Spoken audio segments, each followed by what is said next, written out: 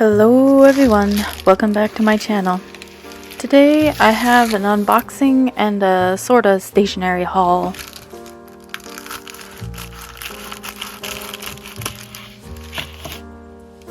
I apologize for the big old Amazon advertisement here, but they did have the best price on the Midori MD, and I am a Prime member, so I got free shipping on this, so yeah.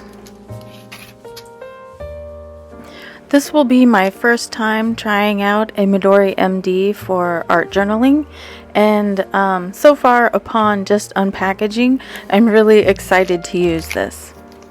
As you can see, it is a very simple notebook and I like that, and the paper is supposed to be excellent for your pens.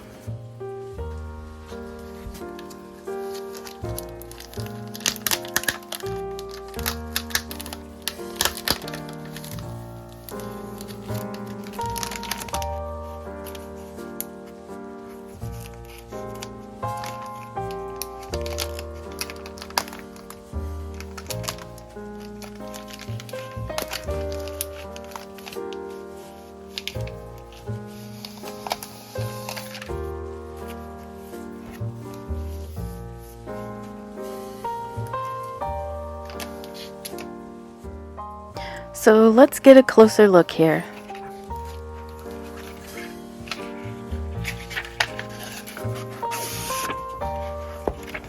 This is the little slip cover that comes on it and identifies what type of book it is. I went ahead and chose the dot grid because that's my preferred way. Anyway, it has some information on here about the different aspects of the book and how to use it and so on and so forth.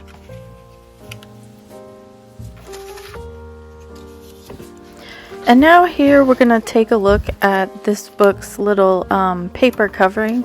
It does have a very thin sort of vellum-like slip cover of sorts over the book. Some people call this like the onion skin cover. It is very thin and it makes lots of nice crinkly noises if you like that. I think it's nice and it's simple, and I'll just be leaving it on there.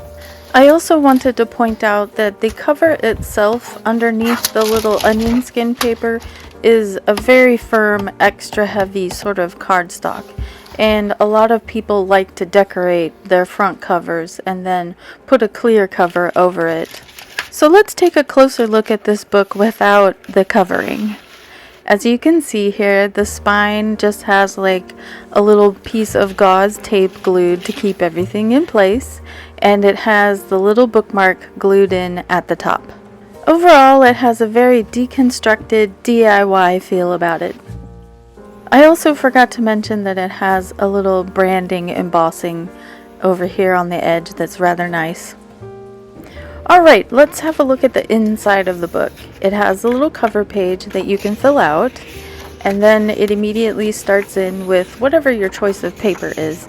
As I said, I used the dot grid because that's my jam, but it also comes in plain and grid as well. Oh, I should also mention that it is 192 pages, and it is in A5 size, which works well with a lot of other notebooks like the Hobonichi and so on.